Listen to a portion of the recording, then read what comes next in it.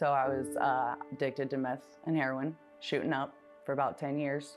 Started with a car accident. I was taking pills. One thing led to another. Now I'm injecting them in my veins. Both of my parents have been addicts and alcoholics my entire life.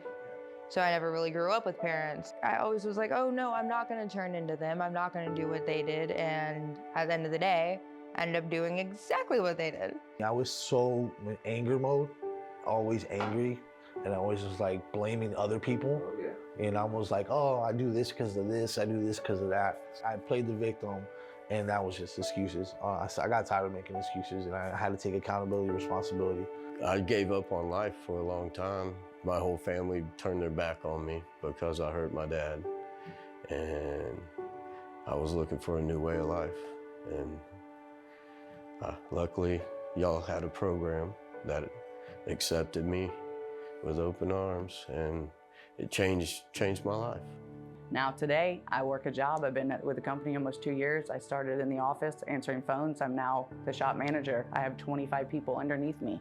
Because of the renewed program, it was able to help change my mindset, show me there is a better way. A butterfly goes through a transformation. These men and women have experienced the dark parts of their life. They've been cocooned in, they've been locked in to a certain behavior, certain attitude, certain ways of living, certain environments, but we're trying to bring them out of that darkness and make that transformation. It's always been a passion to look at people walking out of here armed with what they need to prevent themselves from coming back in here. That's really been the key. That it's not just a recovery program, but it's really a re-entry program and looking at how we can empower people. I've been in different programs before, in-house at Charter for like 30 days, and then I was outpatient for 2 weeks and I was right back drinking and drugging because I did it for something else. I didn't do it for me. I didn't want to change. A lot of good things have happened because this program, it works if you work. You got to want the change. We are operating in a correctional facility. That's new. Our sheriff has been very proactive in taking on this initiative, and we started it from scratch with nothing. No funding, no grants, nothing. It was just we pulled some staff together and said, this is how we're going to operate this program. Some of them have a lot of trauma, been traumatized, and they have never really sat down and spoken to anyone about their past. And then when they come in, they kind of like, they don't jump right into it. After seeing us and seeing, okay, these here people, staff, I trust them enough that I can share and sit down with them. Personally, I always thought that recovery was just something that was kind of bullshit, to be honest.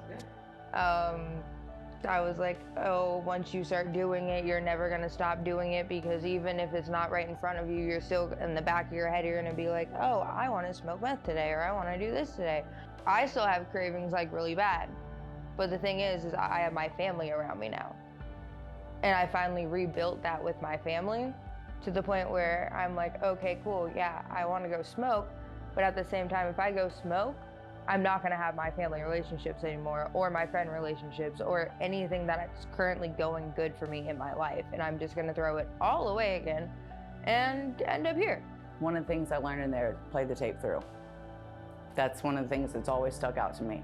You're in a situation, you have to think about what's the outcome of this situation going to be. Am I going to be okay with that outcome? Am I not? That's one of the biggest things you have to realize. Everything you do right now is going to affect you in the long run. Experience was basically life-changing. The people I met, the support system in there, really helped mold me into a better person, to think positive, believe in myself, feel the encouragement to have people back in that had support, a support system. And the experience was, amazing. I met some great people, and the instructors were again, they were phenomenal. What we try to do for them is help them to set short-term and long-term goals for themselves. If they don't have their GED, what are the steps that I need to take to obtain my GED?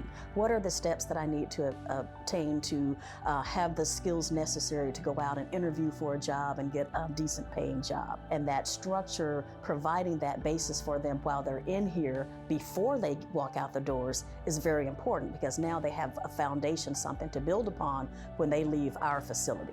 What we've been able to do is provide the transportation, the ID, the clothing, a residence to be able to maintain them on their medication when they leave, and to help them to afford that. Like I say, when they come in, you know, they come in one way, and then when they get ready to leave, they're a whole new person. I gave up on a bunch of my dreams before I came to jail and found a new way with the ACTT program, you know, that taught me how to, you know, have a life again, you know. I am somebody who can help, you know, someone else or just, you know, live a good life. A lot of people, they come to jail or whatever, and they say it's supposed to be rehabilitation, but it's not.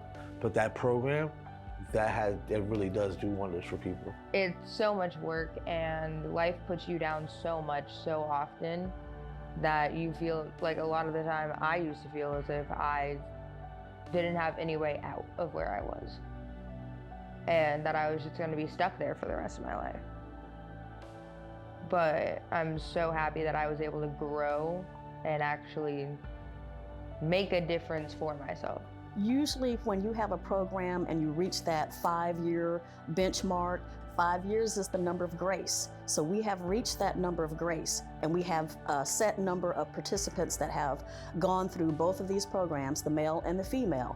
And I believe with the statistics and the proof of that, the score numbers are going down, the overdose rates are going down in Seminole County, the actual death rates are going down in Seminole County. That's a testament to what we're doing here in this program.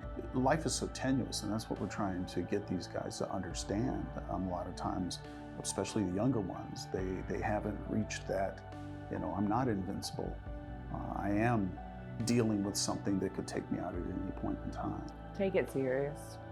When you're in there, don't play games. Actually pay attention to what's going on and take the program serious, because there's a lot of good information to take from it. And if you're willing to put in the work, it will work. You just have to take it serious. You can't just sit there and be like, oh, well, whatever, I'm doing this program just to get some days off my sentence. No, actually be present for the program, and it'll work. Things are amazing now. I absolutely love it. I have my dad back, I have my grandparents back, I have my family that actually means shit to me back, and I'm just very happy. Do it. Take the chance. What do you have to lose? Life, you only get one life. When second chances are rare. So why not take advantage of a second chance to build yourself, to be better, to get the tools that you need, to get you away from that dark path, from that lifestyle that is not gonna go nowhere but end you up in jail or dead. You're gonna talk to people that have been through what you've been through. They can understand you, they can cope with you. You become like a family. So give it a chance. It's a life-changing experience. It's for positive, it's for good.